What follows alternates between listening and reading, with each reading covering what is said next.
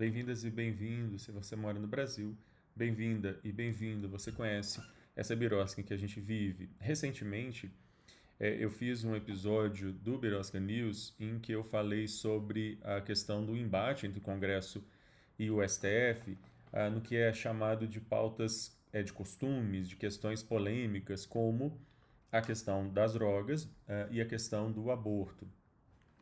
Há um projeto, tramitou no Congresso, está tramitando teoricamente no Congresso, um projeto para proibir o aborto mesmo quando a mulher sofra violência de natureza sexual. Isso gerou toda uma comoção e felizmente esse projeto foi meio que esquecido ali dentro. Ainda está lá, mas está meio esquecido. E agora, hoje, eu volto aqui para novamente falar da questão do direito ao aborto em caso de mulheres que sofreram estupro, mas infelizmente o problema aqui não é mais o Congresso, o problema aqui é o Judiciário, que deveria estar cumprindo o que diz a lei, mas aparentemente há uma dificuldade muito grande de alguns órgãos do Poder Judiciário de cumprir o que diz a lei. Bom, é sobre isso que eu quero falar hoje, Birosca, nesse quadro que eu faço todas as semanas, falando de questões de direito.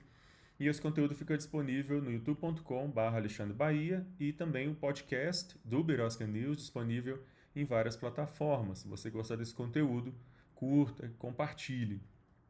Pois bem, a gente falava sobre a questão do Congresso Nacional ser conservador e que ele estava querendo impedir que a mulher exercesse um direito que, na verdade, é uma reparação mínima a uma violência extrema que essa mulher sofre, que é o estupro, que é algo que já vem desde 1940. Desde 1940, o Código Penal traz isso como uma possibilidade de aborto, não é? Permitido por lei. E aí então a gente se depara com uma outra realidade que eu cheguei a comentar naquele episódio que eu falava do Congresso sobre esse tema, que é a dificuldade, os entraves burocráticos, quando não decisões judiciais que violam a lei e causam impedimento na prática para que mulheres possam fazer a interrupção da gravidez em caso de estarem grávidas, né? Em caso de estupro. A lei e uma série de procedimentos visam garantir esse direito, existe toda uma regulamentação para que isso seja feito de maneira o menos traumática e o mais rápida possível, e a questão é, quanto mais rápido isso for feito, quanto menos burocracia houver, maior a chance ou de eu preservar um pouco mais essa mulher que já sofreu uma violência, mas isso infelizmente nem sempre acontece. E o caso que eu estou tratando aqui é de uma menina de 13 anos que foi vítima de violência de natureza sexual, que ficou grávida. O conselho tutelar foi acionado, o conselho então levou essa criança, adolescente, para um serviço de saúde. Foi apresentada a ela a possibilidade do aborto, ela quis fazer isso, só que como ela é menor de idade, a decisão então cabe ao pai, que é o responsável por ela, e o pai não quis permitir que fosse feito o aborto. Aí então o Conselho Tutelar leva a questão ao Judiciário e, quando chega ao Judiciário, lá na Justiça, no Judiciário de Goiás, a juíza Maria do Socorro Silva, ela disse que ok de ser feita a interrupção da gravidez, desde que possa ser feita a interrupção salvando aí o feto. E aí a primeira questão é, de onde é que ela tirou isso? Não há amparo legal, não há previsão legal disso, não se discute esse tipo de questão, não existe previsão disso na lei. Pois bem, mas na verdade aí o pai dessa menina não aceitou, nem nesse caso, a possibilidade da interrupção da gravidez, que ele discordava totalmente.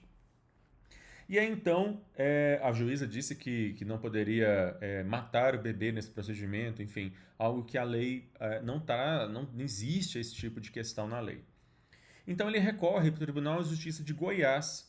E aí quando chega ao Tribunal de Justiça de Goiás, a relatora do caso, que é a desembargadora Doraci Lamar de Andrade, ela então dá uma decisão no primeiro momento dizendo que a decisão da juíza tem que ser suspensa, não pode fazer a interrupção da gravidez. E por quê? como já está chegando, a gravidez já está chegando à 25ª semana, e percebam aquilo que eu falei lá atrás, a demora do judiciário em dar uma resposta rápida para esse caso, isso poderia gerar um risco à gestante e ao bebê. Também não há nenhum dado no processo, aparentemente nenhum dado no processo, que corrobore esse perigo de dano à mãe nesse caso. E, de novo, nós estamos falando da vida da vítima desse caso, que é a menina que foi violentada.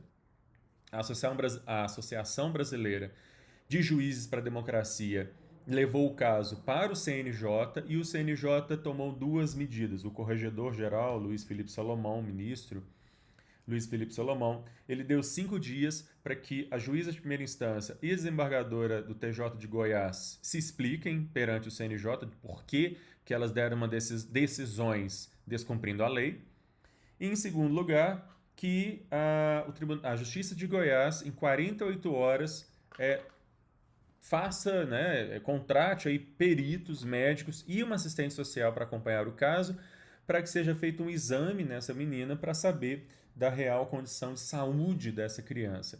O CNJ, infelizmente, ele não tem o poder de anular a decisão, seja da juíza de primeira instância, seja da desembargadora de segundo grau. Mas, e aí, é claro, no máximo que se pode fazer é um novo recurso para um tribunal superior, eventualmente até para o próprio TJ de Goiás, a depender de como foi dada a decisão, para se tentar reverter, ou pelo menos conseguisse uma liminar para suspender a decisão da Justiça de Goiás e fazer cumprir a lei.